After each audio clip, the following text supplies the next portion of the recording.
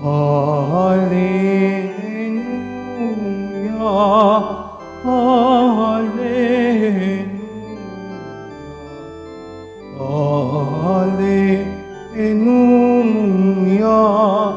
Hallelujah.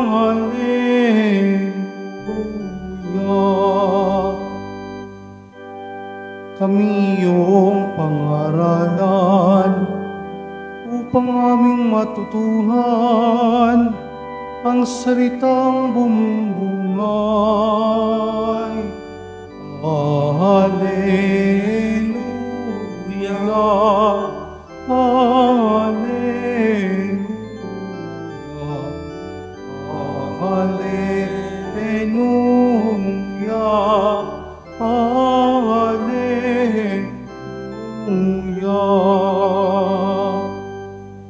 Sumainyo ang Panginoon. At sumayo rin. Ang mabuting balita ng Panginoon ayon kay San Marcos. Papuri sa iyo, Panginoon.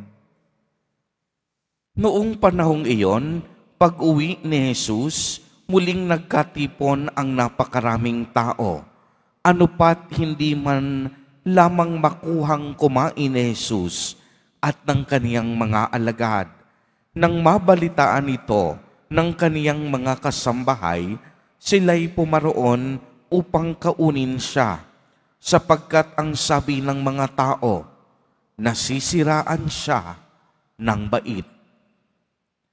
Ang mabuting balita ng Panginoon.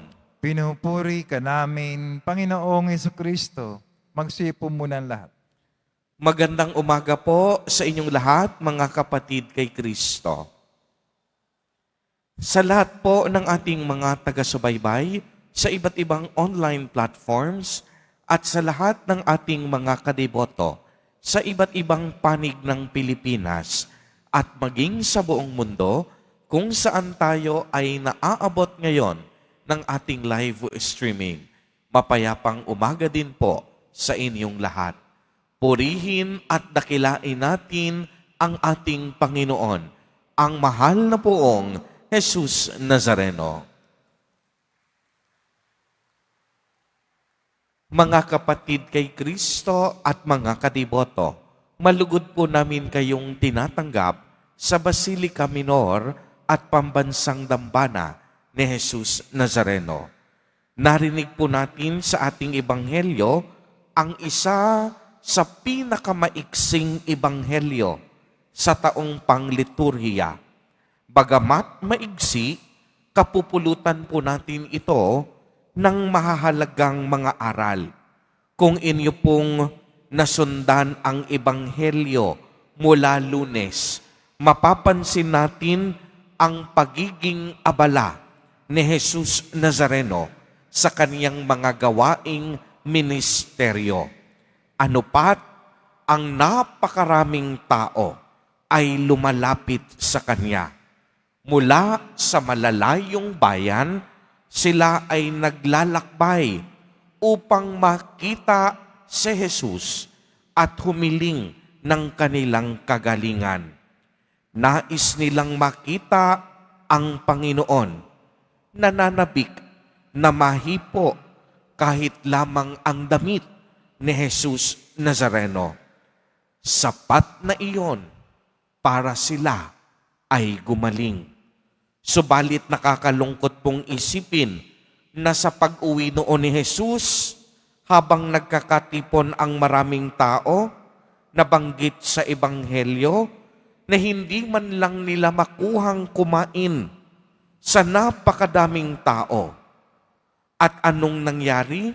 Nang mabalitaan ng kanilang kasambahay, pumaroon sila upang kunin siya, sapagkat ang sabi ng tao, nasisiraan siya ng bait.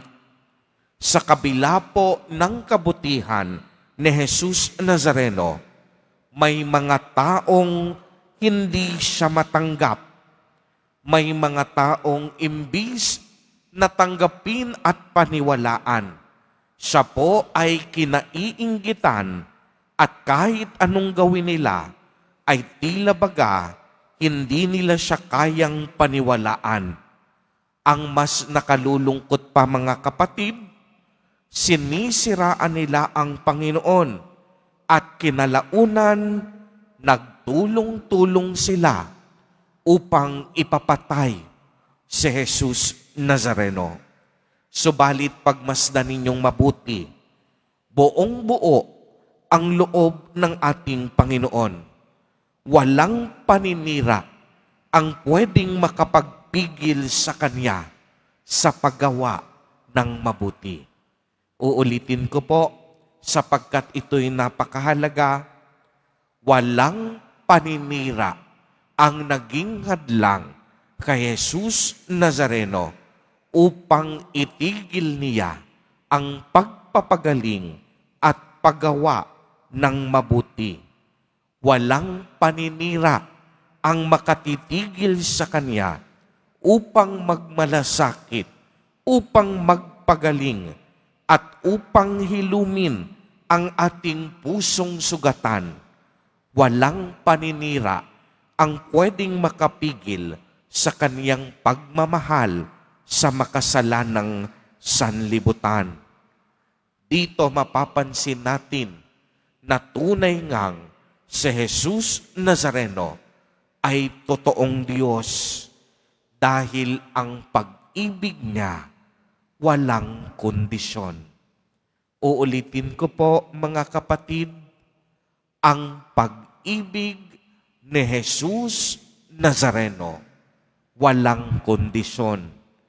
Kahit ang ibang mga tao, kinaiinggitan siya, kahit ang ibang tao, sinisiraan siya, hindi ito magiging hadlang upang siya ay magalit at magtanim ng sama ng loob. Hindi ito magiging hadlang upang itigil niya ang gawaing pangkaligtasan ng Diyos. Si Jesus Nazareno, hindi mapipigilan sa paggawa ng mabuti at pagmamahal sa ating lahat. Kaya nga inyong mapapansin, sa kabila ng ating pagiging makasalanan, hindi nagsasawa ang Diyos. Nabuhusan tayo ng maraming biyaya at grasya. Sa kabila ng ating mga kasalanan at pagkukulang sa Diyos, tayo ay patuloy na nabubuhay sa mundong ito. Naghihintay lamang siya ng ating pagbabalik loob. Mga kapatid kay Kristo at mga kadiboto, bigyan natin ng pagkakataon ang ating sarili upang tayo'y magbalik loob sa Diyos. Napakabuti ni Jesus Nazareno. Walang kondisyon ang kaniyang pag-ibig. Walang kondisyon ang kaniyang pagmamahal. Kahit na tayo ay paulit-ulit na nagkakamali, hindi nagsasawang maghatid ang Diyos ng mga biyaya at pagpapala sa atin. Gayon din tayo sa ating buhay.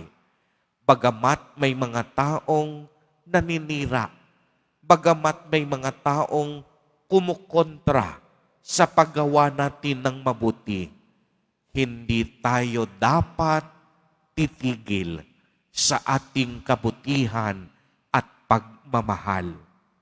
Ang mahalaga, inspirasyon natin sa Jesus Nazareno. Bagamat kinutya ng tao, bagamat siniraan ng maraming tao, hindi tumigil sa paggawa ng tama at mabuti. Ang kaniyang pagmamahal ay hindi nagbago. Mga kapatid, anumang hadlang na bumabagabag sa ating mga puso't kalooban sa mga sandaling ito, tulad ni Jesus Nazareno, wag na wag tayong titigil sa paggawa ng mabuti. Huwag nating ihihinto ang ating pagmamahal, sapagkat bawat isa sa atin tinawag upang maging mabuti. Tinawag upang magmahal na walang kapalit. Amen. Amen. Purihin at dakilain natin ang ating Panginoon, ang mahal na poong Jesus Nazareno.